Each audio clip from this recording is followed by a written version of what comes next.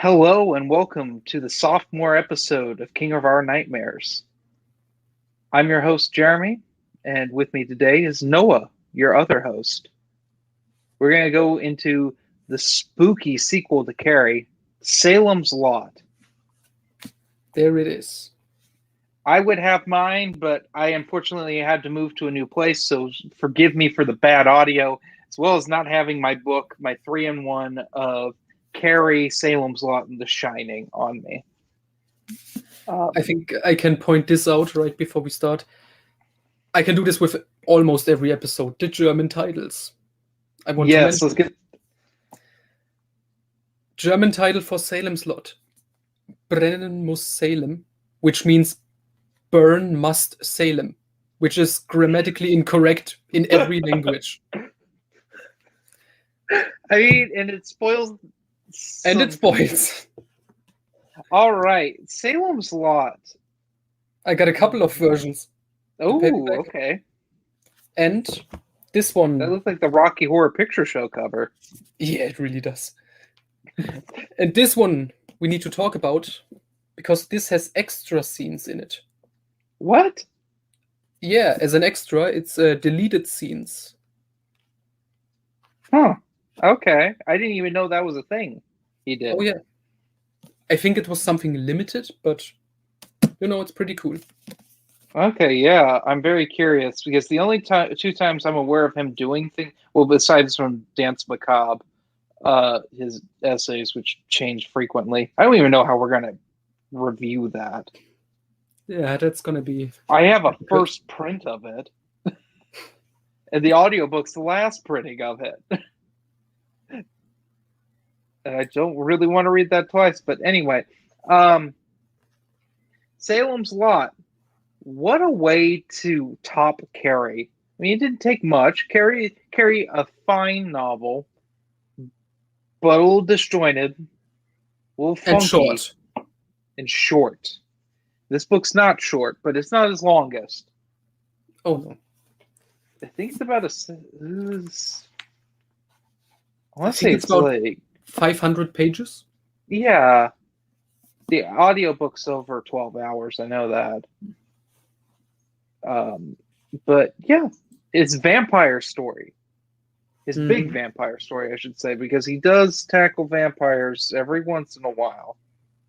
Yeah, a lot in short stories, some of them in novels, and like some Dr. Sleep, you could say they are vampires. He does a little twist. Yeah. Yeah, and that actually references Salem's Lot.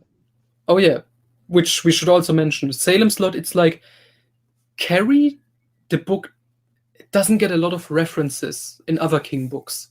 But Salem's Lot, it's like, that's what he references the most. And he should. It's a very good book. Oh yeah. It's so shocking that he went from Carrie to Salem's Lot, and there isn't a book that's like in between in quality. Because Salem's Lot, it just feels, in my opinion, it's the greatest vampire novel ever written. Oh, I would put it that high. Yes, I don't care for Bram Stoker's Dracula that much because I'm not a fan of first-person diary entries. Even though Stephen King has done that. In fact, it was a prequel to Salem's Lot that's a lot like that. And The Historian, I will say, is a good novel with that deals with vampires. But Salem's Lot, it scared me the first time I read it. It was so... because it's something I never thought of with vampires, which this is like... It feels like a zombie apocalypse in this small town. Or like, you'll see it, we'll also talk about this in The Stand with Captain Trips, where Stephen King's really good at like some sort of disease or something going through a town, where in The Stand's case, the world, essentially. And he writes it so terrifying, because the town itself is a character in Salem's Lot, but let's actually get into the plot here. Okay, the plot is very simple, We have this author Ben Mears, who used to live in this town called Salem's Lot, and now years later, after his wife passed away in an accident, he returns to Salem's Lot. He meets a young woman named Susan Norton. They start a little relationship, and at the same time, there is a new guy in town. His name is Barlow, and Kurt nobody has Barlow. ever seen him. Kurt Barlow, yeah. And he moved into the old Marston House, which is this big house towering over the city, which I think there's even a picture of in here. Wait. Yeah. Ooh, okay. And he has an assistant called, what's his name? Straker. Straker, yeah. And they pretend to be like, they sell like Antiques. old stuff. Antiques and very expensive furniture in this. It's a tiny town. Mhm. A lot like the town I grew up in, which is why I think I like this book so much. It reminds me a lot of where I grew up and the weird things that happen in small towns. Mhm. And that's basically what we get here, because so these characters move into the city: Ben Mears, Kurt Barlow, and Straker. And soon a lot of bad stuff happens. A child is gone missing. A dog gets killed in the cemetery. In a very gruesome way. Another child dies. Mhm. And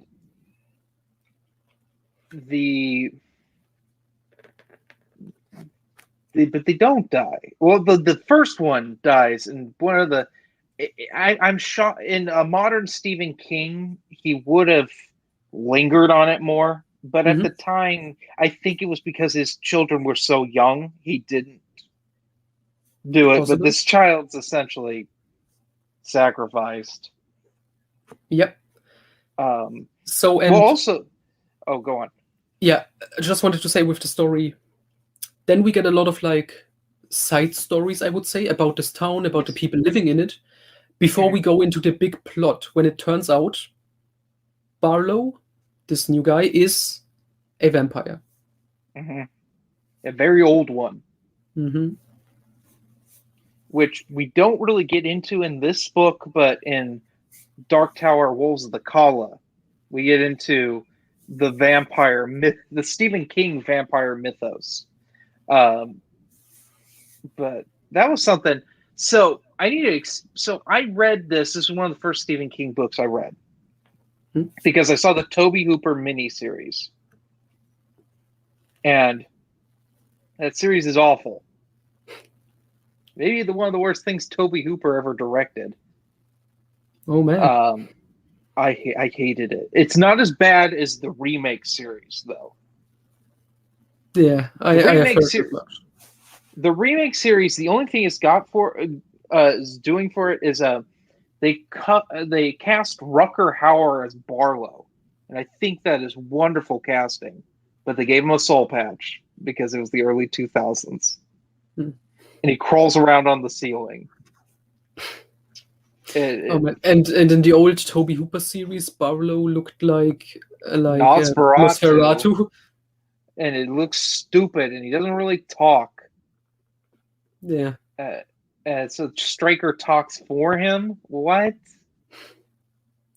So, especially some of the early Stephen King adaptations, they just mess with pivotal things to the story.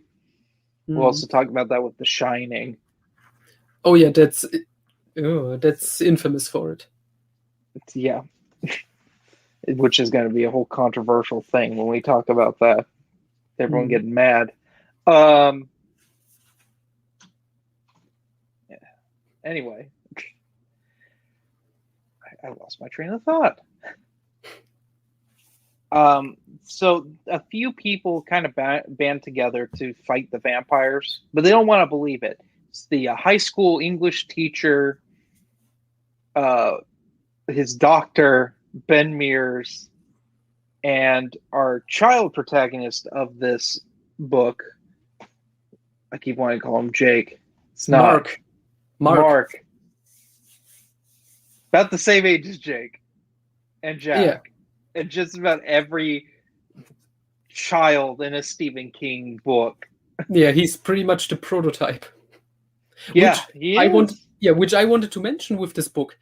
I already said it with like Carrie, like that's like most of the Stephen King cliches we know today are already established in Carrie. Mm-hmm. It's also in here. Like we have, Yeah. again, Mark Petrie is like the prototype. We have the small town that gets like described in detail and then destroyed at the end, which we kind of had in Carrie, but this is, way more in detail and stuff. Yes. And then we have an alcoholic character, which we will get into because that's the best character. And then we have a main character who's an author. And we even have like this author having like a car accident, a motorcycle accident in this case, which is weird. Because this was obviously the 70s. Yeah, long before Stephen King's incident. I wanted to point some things out in this because after reading this, I watched a bunch of Stephen King interviews from different decades. Mm-hmm. And one of them was after he wrote Insomnia, so in the 90s. And he talks about the sexuality of his early books. And we get it in this. But I think it's done tactfully. Not super tactfully, because it was the 70s. He was very much a product of the sort of counterculture that was going on. Books had, from what I've heard from people who were really into him in the 70s, it was like a cult following. The Stephen King craze in his heyday. And I don't know. I think now he does grosser sexual things in like the 2010s work specifically. Yeah. So it's so abrasive. This it serves the story fine. He has a line in this that I've always found funny, which is when Ben Mears meets his, well, I'll just call her his girlfriend's dad. And they're talking, and he talks about how you can't really get along with someone when you're deflowering their daughter. Oh man, just find that so to the point. But something I want to bring up is the Marston House. Mm-hmm.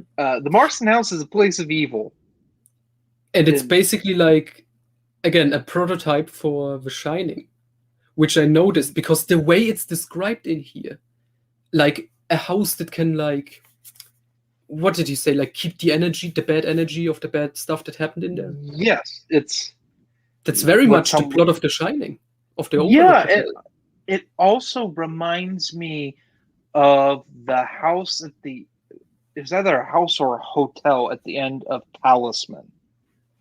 Oh yeah. It was a hotel, I think. Yeah, which minus the spider that calls Jack a thief. That throws a tantrum. that bizarre little tangent. But with the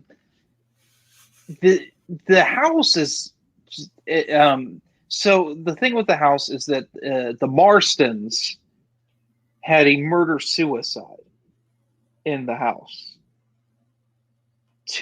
Now you're going to have to help me with this because this confused me. Okay. Did they do it for Barlow?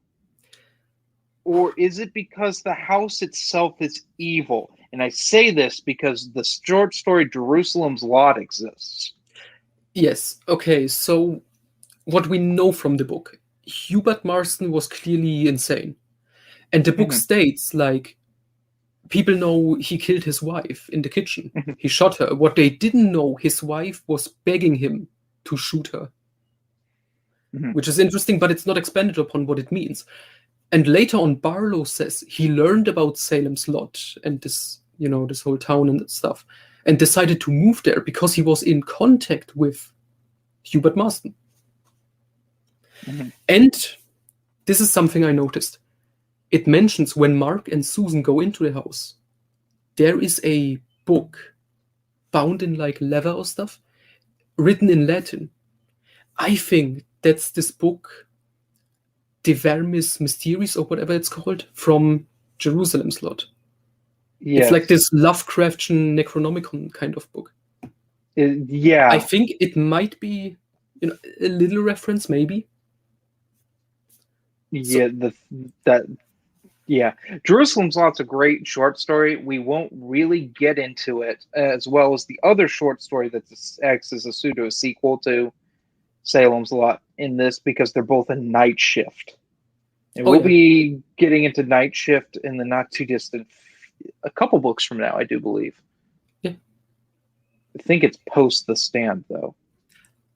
No, I think it's before The Stand. It's Salem's Lot, Shining, Rage, Night Shift.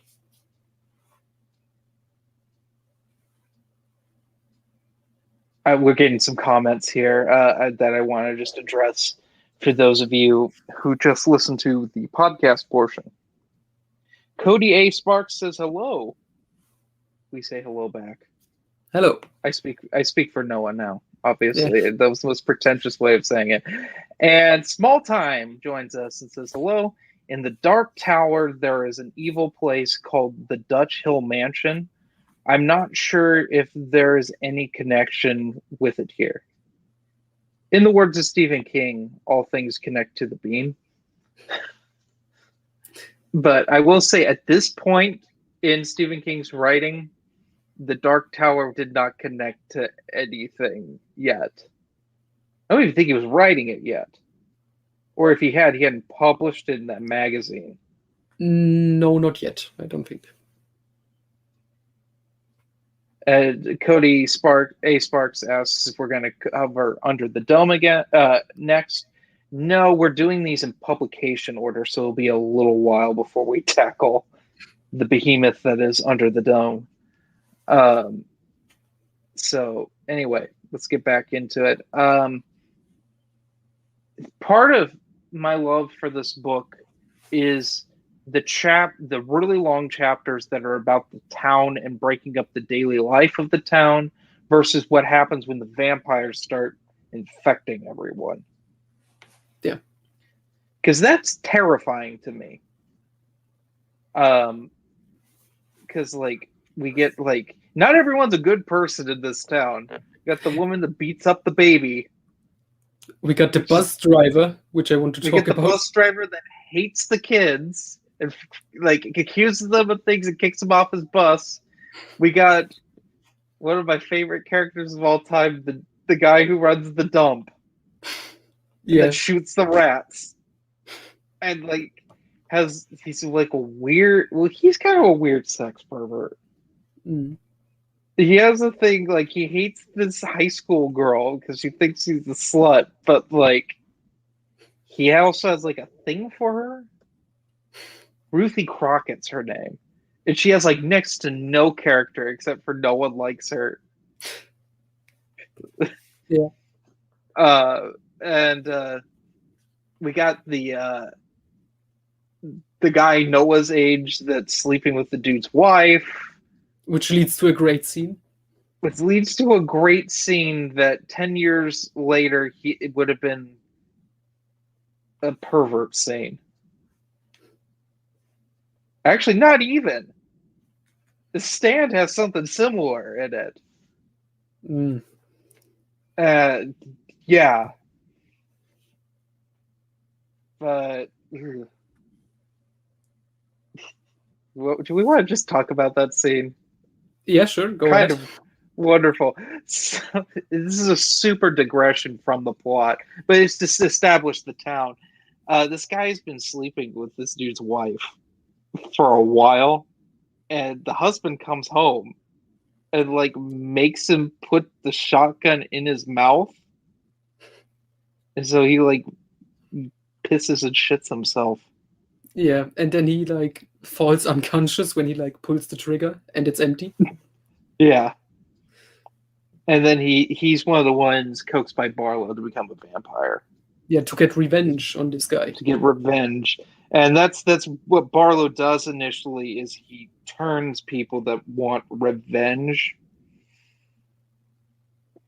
And that's how he starts to infect the town. But we haven't even talked about Weasel yet. Oh, One of yeah. the greatest characters, Weasel, the drunk that lives at so Ben Mears is staying at this boarding house. Eva's. Eva Miller is a widow, and she just has she turned her house into a boarding house, and so it's kind of like a hotel for people. And Ben Mears stays there, and her old fling Weasel lives there, and he's a big alcoholic, but he's like a nice guy, but he's a drunk. He's just wonderful. Yeah. He has a scene where he passes out next to a urinal while a guy's taking a piss. Yeah, and they have to drag him out and into the car. Yeah.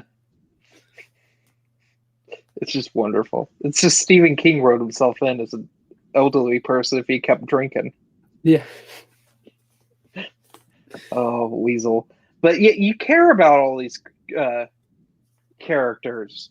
And so when they get all turned and murdered, then you really care. Even Father Callahan, who, if I have one complaint, it's that Callahan didn't get enough in this book to do. I agree.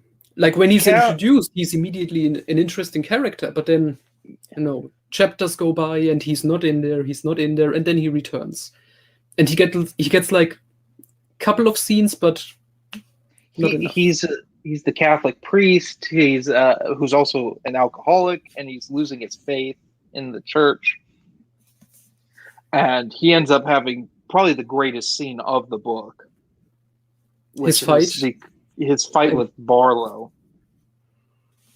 Which I like, because it's like subverting expectations. Yes, it is this epic thing. And the first time reading it, I'm like, why is this happening now? Because I'm expecting The Exorcist, like this is the climax of the book. Oh no. Because what you think would happen with the way Callahan's character is like set up. Okay, he's a alcoholic priest, he's losing his faith, and now he has to fight against this vampire, and he finds his faith again. Yes. And then he defeats the vampire, character arc. Nope. No. He gets fucking wrecked. He gets disgraced, and he has to leave town. He can't even set foot in the church. He's tainted. Oh yeah, there's the great scene when he tries to open the door to the church, and it just burns his hand. Mm-hmm. Which, this will be the last time we see Callahan. He will return in Avengers Infinity War. Turned to dust. Yeah. The end game. Yeah. We will even see him before the Dark Tower. Yes, we will. In a very, let's just say, in a book you would not expect it at all. Yeah. It's a Bachman, isn't it? Yep. Yeah. It's a Bachman I haven't read. So that's going to be interesting. Yeah. When we finally get to books I've not actually read. Yeah. Because you've read everything, right? Correct. Even Gwendy? Especially Gwendy. Even Gwendy. Just like the greatest of all characters. The weirdest of all trilogies. I can't wait for Gwendy to show up in Salem's Lot. Gwendy's final task. No, she goes into space and saves the Dark Tower. This is not even a joke. She's literally going to space in the third book.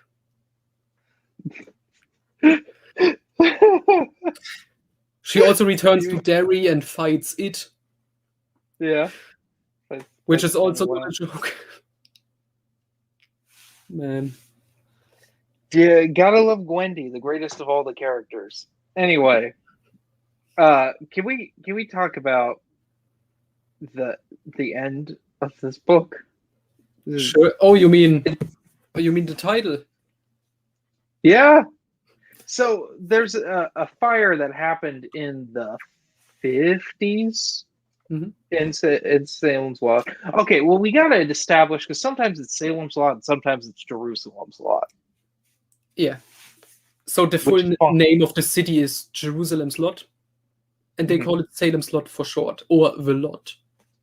Yes. Which was very funky. So basically, the people who survive mostly give up on the town. They leave because the town's dead in more ways than one. And Ben, our surviving two characters come and they decide, we're gonna have to smoke these guys out. And they set the town on fire once again. That's how it ends. It's so abrupt. Yep. Because you expect them to be like vampire hunters, hunt them down maybe. But no, their idea is pretty good. Just like, let's burn it down. This is gonna do our job. Mm-hmm. So, which we later learn didn't work perfectly. Of course, yeah. But that's for a story for another time. So there's been a couple adaptations of Salem's Lot. We've talked about them briefly. Tobe Hooper directed one in the 70s, I want to say. Yeah, I think it was like shortly after the book came out. I think. It's funky. It's post him doing Texas Chainsaw Massacre. I don't like it. I haven't seen it. I thought you were going to watch that one. I wanted to. I didn't have the time. I will still look into it. Definitely. It's because I think the earlier King adaptations, like even the ones that we are not the biggest fans of, Shining, they still have something good in them.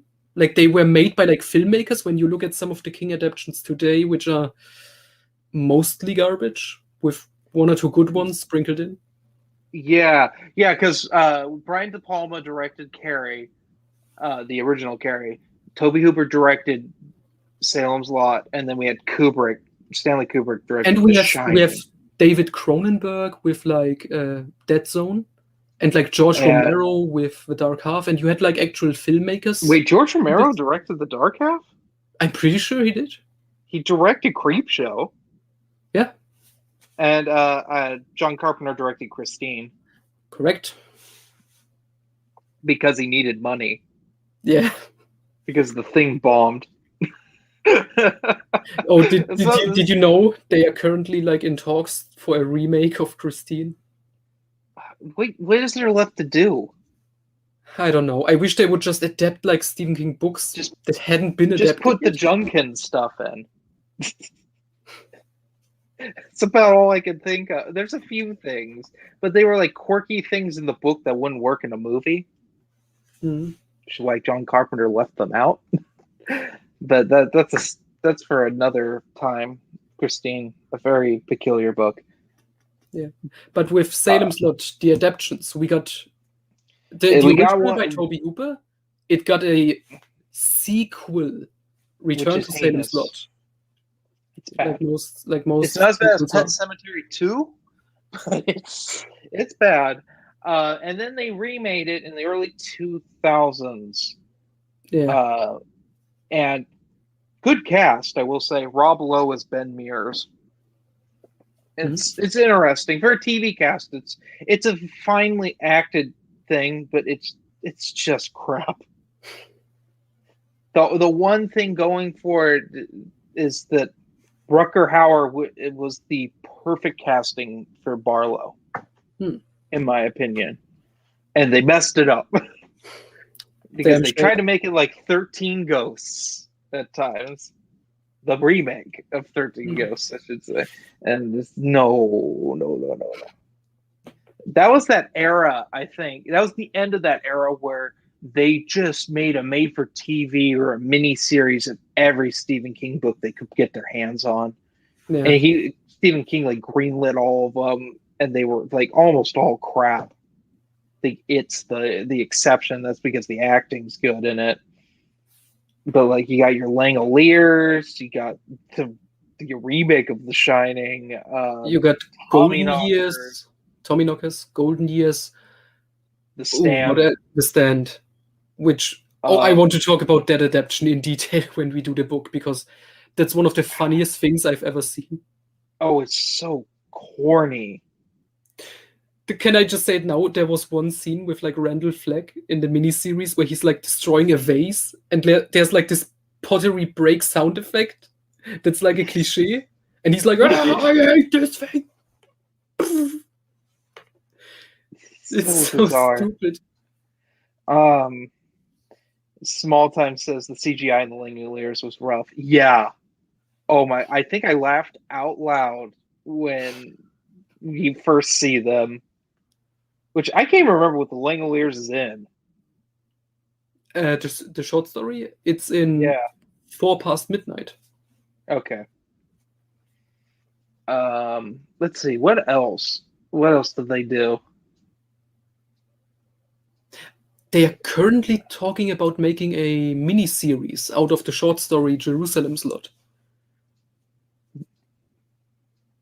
That's like a one-episode thing for a creep show they could do.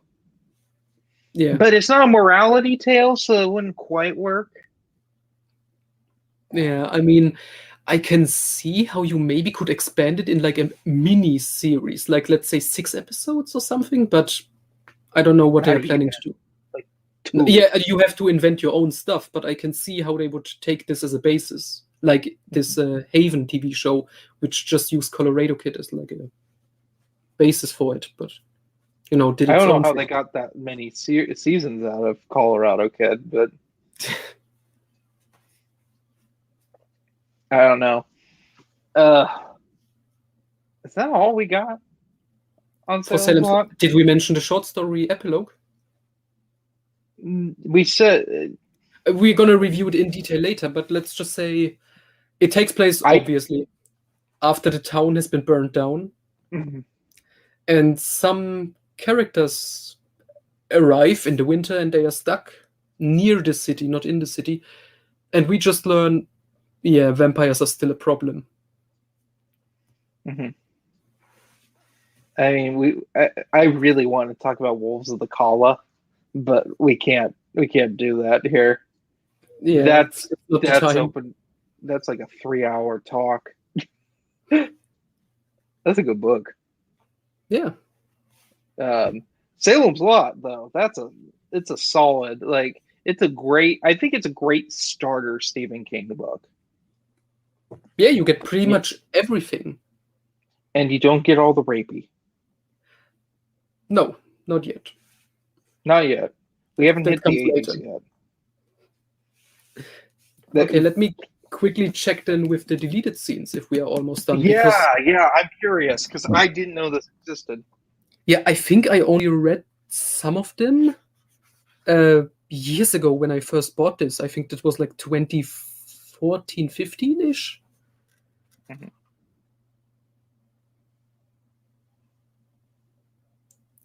Oh, so it has like it says in the chapter Salem's Lot 1, Ben is looking at the Marston House, and then there's like a couple of paragraphs of Ben thinking about it.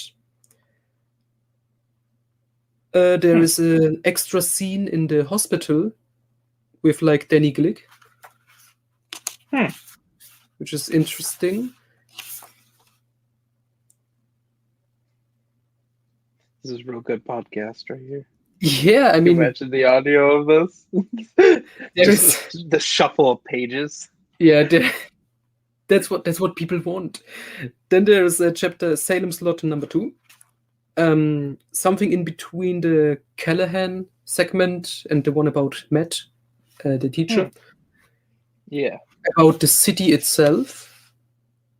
Oh, it goes a little bit more into detail with like, the citizens.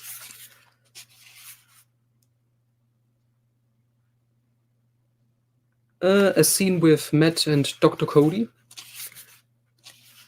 There's a lot of stuff in here. Oh god, we didn't even talk about what Dr. Cody's death. Oh yeah. I think that's in here as like an alternative version, but yeah, go ahead. Where Barlow's hiding in well, actually, I won't spoil that. Just know it's brutal, and shocking. It's very shocking. It's very abrupt too. Like it's very out of nowhere. There's a few deaths in here that are a bit on the shocking side.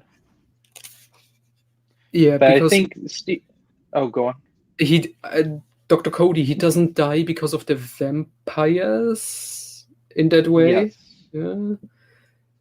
I will say Stephen King did what he set out to do, which was do his take on Dracula and the vampires from the EC comics. Mm-hmm. I think it's fine work. Any closing thoughts? I think this book is great. What I especially like, it's not too much. Like, it really takes its time establishing the city before it brings in the vampires. And the vampires are actually like kind of barely in it. Mm-hmm. Because we mostly get like the people transforming into the vampires when they are sick, and can't go into the sunlight, and then only at the end, like the last 100 pages maybe, it really goes into, okay, let's get Barlow, let's finish him off, and then they have to do the vampires in the city. So I really like it. I think it's a very good book. Definitely better than Carrie, which was already very good, like we said. Yes. Yeah, this is pretty much the essential beginner's book. If you are new to Stephen King, you want to check him out. In terms of his old books, like that's a pretty good starting point. Yeah, it's the golden age of King. Oh yeah. We haven't hit the 80s yet. So the 80s has got some good stuff. We start to... I would say the 90s were the point where... Well, the 90s is when the dumpster fire began. Yeah. But, yeah, we'll get to that. Anyway, hope you all have a good evening. And we'll be right back with another podcast. If you're live streaming with us. Have a good one. Goodbye.